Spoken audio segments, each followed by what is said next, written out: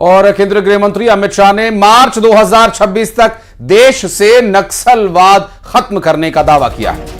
रायपुर में वामपंथी उग्रवाद पर उन्होंने समीक्षा की और इसके बाद उन्होंने कहा कि अब समय आ चुका है कि वामपंथी उग्रवाद की समस्या पर एक मजबूत रणनीति के साथ अंतिम प्रहार किया जाए। उन्होंने कहा कि वामपंथी उग्रवाद का सफाया करेंगे।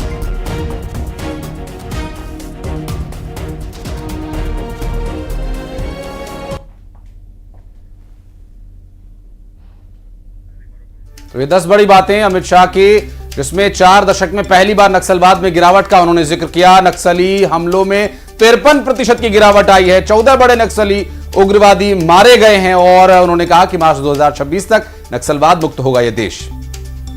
तो वहीं सीएम विष्णुदेव साय की सरकार में विकास में तेजी आएगी। छत्तीसगढ़ की साय सरकार में 189 नक्सली ढेर किए गए हैं। छत्तीसगढ़ में 540 नक्सलियों ने सरेंडर किया है। तो वहीं सुकमा के 6 गांवों में 4 दशक बाद वोटिंग हुई और नक्सली पाताल में भी छिप जाएं तो भी उन्हें मारा जाएगा।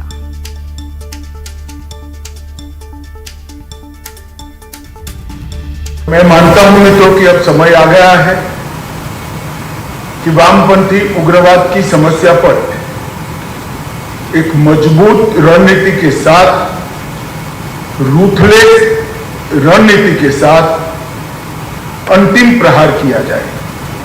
मुझे विश्वास है कि हमारी लड़ाई अंतिम चरण में पहुंची है और हम देश को 2026 मार्च तक पूर्णतया नक्सल समस्या से मुक्त कर पाएंगे। कई अचीवमेंट हुए। 2022 में एक साल ऐसा आया कि जिसमें 4 दशक में पहली बार मृत्यु की संख्या 100 से नीचे गई। 2014 से 24 तक सबसे कम वामपंथी उग्रवादियों द्वारा की गई घटनाएं दर्ज की गई। टॉप 14 नक्सली लीडर्स को न्यूट्रलाइज किया गया है। 2004 से 14 तक 16,463 घटनाएं हुई थी और 14 से 24 तक 7,744 हुई है। तो 53% घटनाओं की कमी आई। छत्तीसगढ़ में नई सरकार आने के बाद मैं मुख्यमंत्री जी, उप मुख्यमंत्री और गृह मंत्री को हृदयपूर्वक बधाई देना चाहता हूं कि इन्होंने बड़ी शिद्दत से दोनों मोर्चों में बहुत अच्छा काम किया है। 179 वामपंथी उग्रवादियों को न्यूट्रलाइज करने का काम 1 अगस्त महीने तक हुआ है। 559 लोगों को गिरफ्तार किया गया।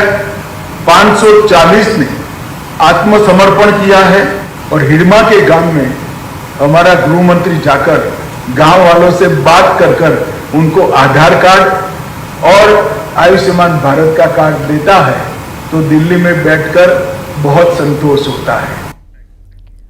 तो वहीं केंद्रीय गृह मंत्री अमित शाह के छत्तीसगढ़ दौरे का आज तीसरा दिन है। अमित शाह आज एनसीबी ऑफिस का उद्घाटन करने वाले हैं। सहकारिता विभाग की अहम बैठक में वो शामिल भी होंगे और साथ ही साथ एनसीबी ऑफिस का उद्घाटन करेंगे। अमित शाह 3 दिवसीय छत्तीसगढ़ के दौरे पर आज तीसरा दिन उनका, और अमित शाह के इस दौरे को लेकर काफी महत्वपूर्ण जो निर्णय लिए गए थे इस दौरे के दौरान, कई बड़ी बातें जो सामने आई हैं, चाहे वो नक्सलवाद के विषय पर हो, चाहे वो विकास के संबंध में हो। अमित शाह के छत्तीसगढ़ दौरे का आज तीसरा दिन है और आज वो सहकारिता विभाग की बैठक लेंगे और सहकारिता विभाग और इसके अलावा एनसीबी के कार्यालय का उद्घाटन भी करेंगे गृह मंत्री अमित शाह।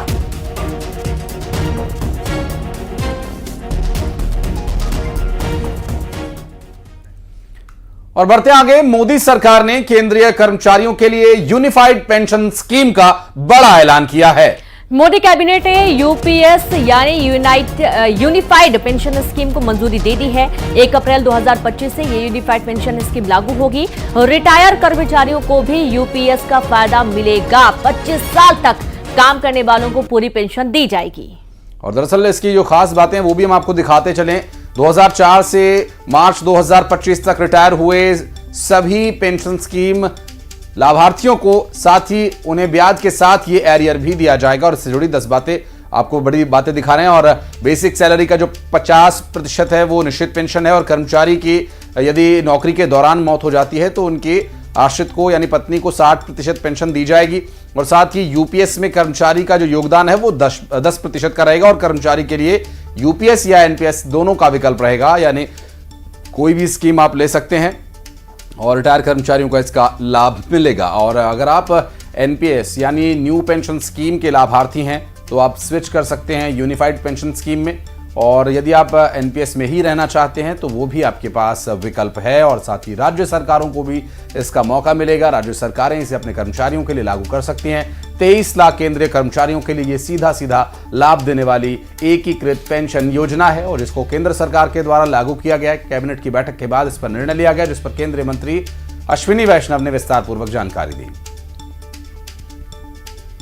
आज यूनिफाइड पेंशन स्कीम अप्रूव हुई है। ये स्कीम केंद्र सरकार के करीब 23 लाख कर्मचारी, करीब 23 लाख एम्प्लॉइज हैं, उनको इसका बेनिफिट मिलेगा। ऑप्शन रहेगा, कोई अगर एनपीएस में रहना चाहे तो एनपीएस में रह सकता है, यूपीएस में ऑप्ट करना चाहे which is naturally a very attractive scheme तो उसमें ऑप्ट कर सकता है। प्लस राज्य सरकारें अगर इसी फ्रेमवर्क को, इसी आर्किटेक्चर को यूज करना चाहे तो राज्य सरकारें भी इस आर्किटेक्चर को यूज कर सकती है। अगर राज्य सरकार के कर्मचारी भी इसमें शामिल होते हैं तो करीब 90 लाख के आसपास टोटल कर्मचारी इसका बेनिफिट मिलेगा। छतरपुर में मौलाना इरफान चिश्ती का भड़काऊ वीडियो सामने आया। वीडियो में मौलाना नफरत की आग उगल रहा है, और पत्थरबाजी के एक दिन पहले मौलाना ने यह वीडियो जारी किया था, और बाद में पुलिस ने मौलाना इरफान चिश्ती को गिरफ्तार कर लिया, और इसके बाद वो अपनी गलती कबूल करता नजर आया। और आपको बता दें कि पत्थरबाजी के पहले का जो वीडियो है वो भी सामने आया था, और उसके बाद इरफान चिश्ती की गिरफ्तारी के बाद इस पूरे मामले पर वो सफाई देता नजर आया। महाराष्ट्र में गिरिराज करके एक मक्कार खंजीर शख्स है, जिसने हमारे आका जनाब अहमद मुस्तफ़ा रूह फ़िज़ा सैयदना मोहम्मद रसूलुल्लाह सल्लल्लाहु अलैहि वसल्लम की शान में, उम्मा आयशा की शान में सख्त गुस्ताखियाँ करी हैं।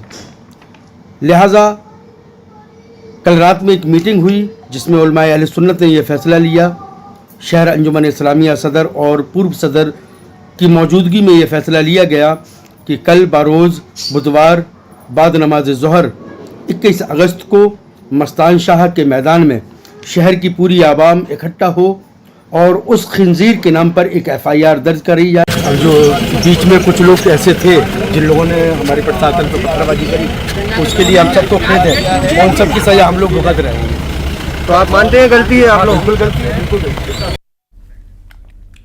और बढ़ते आगे, छतरपुर पथराव कांड के 8 और आरोपी गिरफ्तार कर लिए गए हैं, और अब तक कुल 30 गिरफ्तारियां हो चुकी हैं। कड़ी सुरक्षा में अदालत में किया गया पेश, जहां शहजाद हाजी की शोहरत और दहशत की जांच कर रही पुलिस।